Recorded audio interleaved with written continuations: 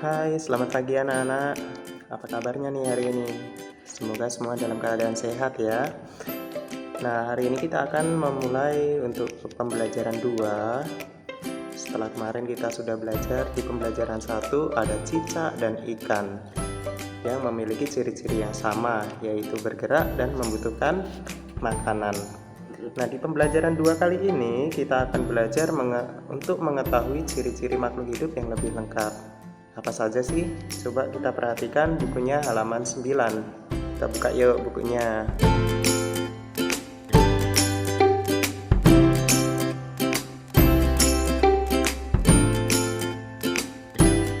Mengetahui ciri.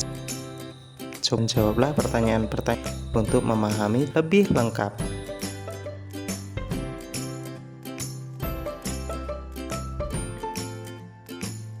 Makhluk hidup dapat bergerak dengan cara yang berbeda-beda. Contohnya, manusia berjalan menggunakan kaki, ikan berenang menggunakan sirip, dan cicak merayap di dinding. Nah, apakah tumbuhan juga bergerak? Jawabannya, ya. Tumbuhan dapat bergerak, tapi tidak berpindah tempat. Tumbuhan bergerak ke arah cahaya matahari dan akar bergerak ke arah bawah. Makhluk hidup dapat bernapas. Alat pernapasan makhluk hidup berbeda-beda. Manusia bernapas dengan paru-paru, ikan bernapas dengan insang. Nah, sekarang apakah nama alat pernapasan pada tumbuhan?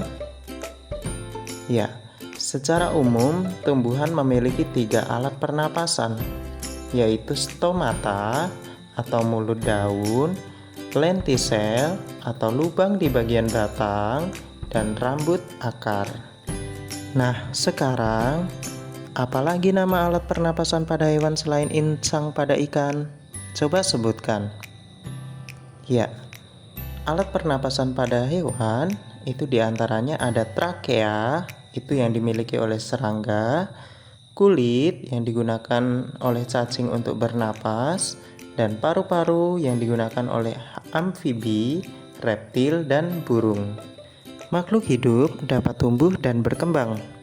Tumbuh artinya bertambah ukuran tinggi dan beratnya. Nah, sekarang apakah tinggi badanmu bertambah dibandingkan saat kamu masih di kelas 1? Ya, tentu saja tinggi badan kita akan bertambah. Nah, coba perhatikan di lingkungan sekitarmu. Pernahkah kamu mengamati pertumbuhan hewan yang ada di sekitarmu? Ceritakan hasil pengamatanmu. Ya, di lingkungan sekitar kita contohnya saja ada kucing. Dulu, anak kucing itu masih kecil. Karena selalu diberi makan dan dirawat, sekarang kucing-kucing itu juga sudah menjadi besar. Selain itu juga, makhluk hidup dapat berkembang biak. Cara berkembang biak makhluk hidup berbeda-beda. Ada yang berkembang biak dengan cara melahirkan, ada juga yang berkembang biak dengan cara bertelur. Nah, sekarang coba perhatikan tabel yang ada di halaman 13. Kita coba amati lingkungan sekitar kita. Sebagai contoh, nama makhluk hidup kuda, kuda itu melahirkan atau bertelur ya? Ya, kuda adalah melahirkan. Kucing, kucing melahirkan atau bertelur? Ya, kucing itu adalah hewan yang melahirkan. Ikan mas, bertelur atau melahirkan? Ya, ikan mas itu bertelur. Cicak, cicak bertelur atau melahirkan? Ya, cicak adalah hewan yang bertelur. Dan burung, burung jelas bertelur. Makhluk hidup memerlukan makanan dan air. Manusia memerlukan tumbuhan dan hewan untuk makanan. Sebagian hewan juga memerlukan tumbuhan untuk makanan. Nah, sekarang apakah tumbuhan memerlukan makanan? Ya, jelas sekali, tumbuhan memerlukan makanan untuk dapat tumbuh dan berkembang. Nah, apa makanan untuk tumbuhan? Makanan untuk tumbuhan adalah air dan karbon dioksida. Coba perhatikan teks berikut. Kita baca bersama-sama ya. Fotosintesis. Proses pengolahan makanan pada tumbuhan disebut fotosintesis. Bahan untuk membuat makanan adalah air dan karbon dioksida. Bahan-bahan diperoleh dari dalam tanah. Pengambilannya diserap tumbuhan melalui akar, sedangkan karbon dioksida diperoleh melalui mulut daun atau stomata dan lubang kecil pada batang atau lentisel. Fotosintesis hanya terjadi pada tumbuhan yang berdaun hijau saja.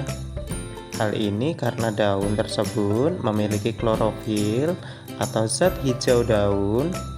Nah, klorofil ini diperlukan untuk proses pembuatan makanan. Klorofil bertugas mengikat cahaya. Untuk menjaga tanah agar tetap subur dan dapat menyediakan unsur hara yang dibutuhkan tumbuhan, biasanya ditambahkan pupuk.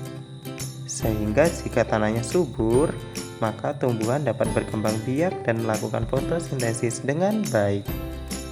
Makhluk hidup peka terhadap rangsang. Kepekaan makhluk hidup terhadap rangsang itu berbeda-beda. Jika kita melihat sinar matahari atau sinar yang menyilaukan lainnya, dengan cepat kita akan menutup mata. Daun putri malu akan menutup daunnya jika disentuh. Buah pada pohon pacar Cina akan meletus jika disentuh. Landak dan kaki seribu akan menggulung badannya jika disentuh. Nah, itulah yang dinamakan makhluk hidup peka terhadap rangsang. Nah, setelah mengamati teks tersebut, coba kita sebutkan kembali yuk ciri-ciri makhluk hidup apa saja. Nah, ciri-ciri makhluk hidup adalah bernafas, membutuhkan makanan, dapat bergerak, peka terhadap rangsang, dapat berkembang biak, dan mengalami pertumbuhan. Nah, sebagai tugas yang pertama hari ini, anak-anak buatlah kalimat berdasarkan kata-kata yang ada di halaman 15. Ada kata-kata berkembang biak, makanan, tumbuhan, bernapas, dan bergerak. Nah, dari kata-kata ini buatlah kalimat dari setiap kata-kata ini. Sebagai contoh, misalnya yang pertama, cicak berkembang biak dengan cara bertelur. Nah, itu adalah salah satu contohnya. Untuk 4 kata yang lain, anak-anak silakan buat kalimat dari kata-kata yang itu. Ya, itu tugas yang pertama. Nah, sekarang coba kita buka halaman 19. Kita baca sama-sama teks yang ada di halaman 19. Bersyukur pada Tuhan. Semua makhluk hidup yang ada di dunia ini adalah ciptaan Tuhan. Keragaman cara bergerak makhluk hidup juga karena kekuasaan Tuhan. Semua itu adalah karunia Tuhan yang harus disyukuri. Menjaga kesehatan tubuh merupakan salah satu cara mensyukuri karunia Tuhan. Menghargai kemampuan teman yang lain juga merupakan bagian dari sikap syukur kepada Tuhan. Nah, bersyukur kepada Tuhan itu termasuk pengalaman sila pertama Pancasila. Apa bunyi sila pertama Pancasila? Ya, sila pertama Pancasila berbunyi ketuhanan yang Maha Esa. Dan lambang sila pertama adalah bintang. Lambang ini menunjukkan bahwa bangsa Indonesia menyatakan kepercayaan dan ketakwaan terhadap Tuhan Yang Maha Esa. Taat terhadap perintah Tuhan dilaksanakan dengan selalu menjalankan perintah Tuhan dengan baik. Selain itu juga harus saling menghargai kepercayaan orang lain. Bersyukur adalah berterima kasih dengan semua yang diberikan Tuhan. Sikap selalu bersyukur adalah salah satu contoh pengalaman sila pertama Pancasila. Nah, sekarang apa saja hal yang dapat kamu lakukan untuk mensyukuri keragaman makhluk hidup? Nah, silakan anak-anak buka halaman 20. Di sana ada kotak di nomor 1 sampai 3. Sebagai tugas yang kedua, anak-anak jawablah pertanyaan. Apa saja hal yang dapat kamu lakukan untuk mensyukuri keragaman makhluk hidup?